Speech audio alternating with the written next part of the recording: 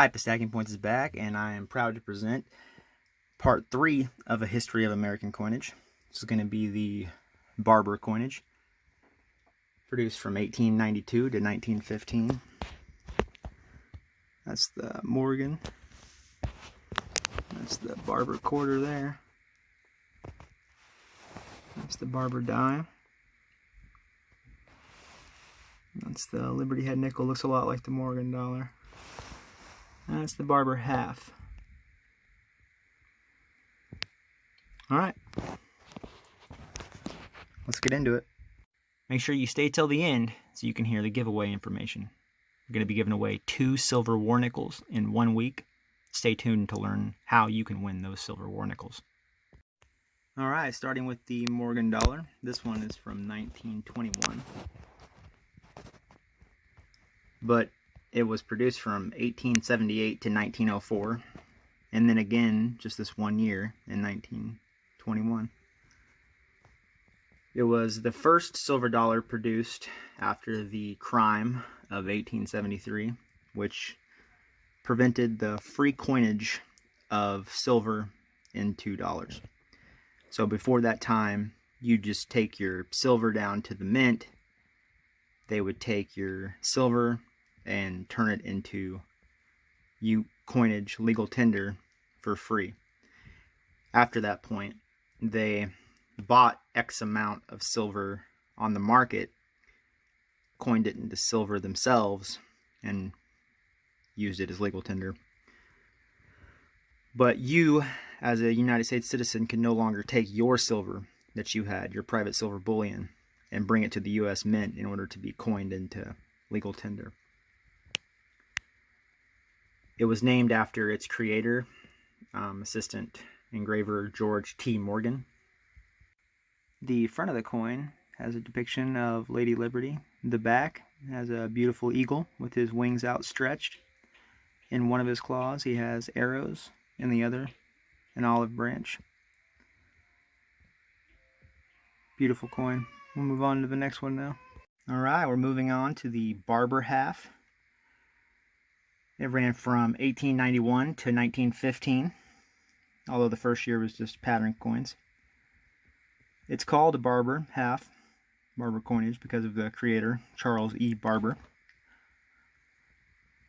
The front depicts Liberty with the cap, and the back is an eagle outstretched, the arrows, and olive branch.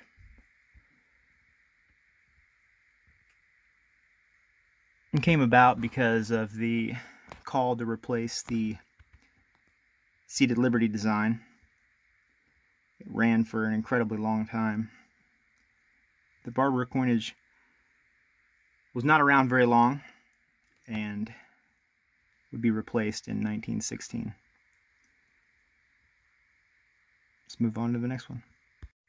Now we're moving on to the Barber quarter, which was struck in 1891 to 1916. First year was just pattern coins.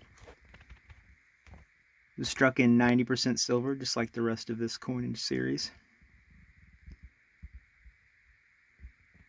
And they're graded based on whether or not you can see the Liberty in the scroll and the hair up there. Of course, I always like to see whether or not you can see the little hair by the ear.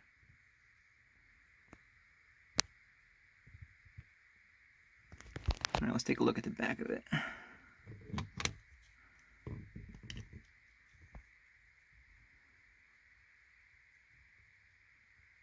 It's got the Union shield there in the middle. It says $quarter. The 13 stars up there.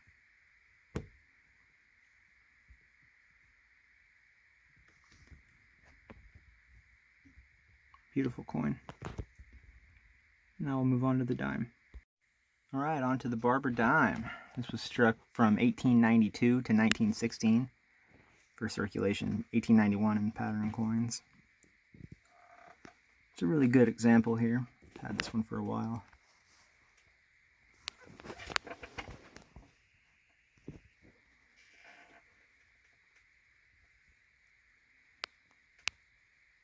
It has almost the exact same reverse as the seated Liberty design. Here, I'll show you.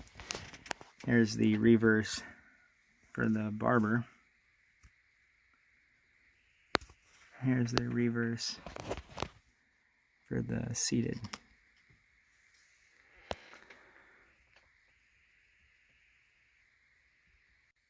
And there the two are side by side. The seated Liberty and the Barber dime.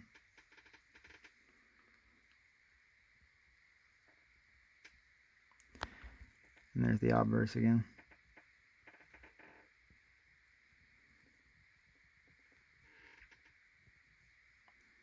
Alright, let's move on. Alright, this is the Liberty nickel, and we're going to cover it because it's part of this coin series. It ran from 1883 until it was replaced in 1913 by the Buffalo nickel. I have this year, because of an interesting story about the reverse of this coin, they started putting cents on here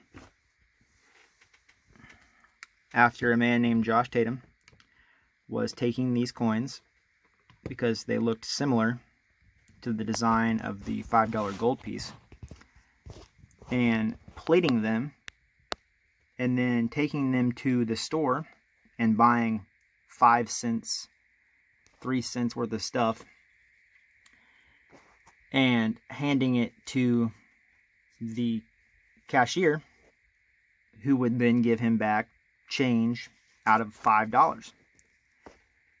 They tried to prosecute him, but because he didn't actually state that the coin was a $5 coin, and the cashier merely assumed that it was and gave him change accordingly,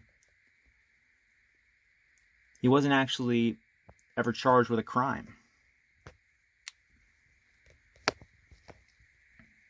You recall the racketeer nickels. And it's an awesome story. And that concludes our History of American Coinage Part 3. I hope you enjoyed this series.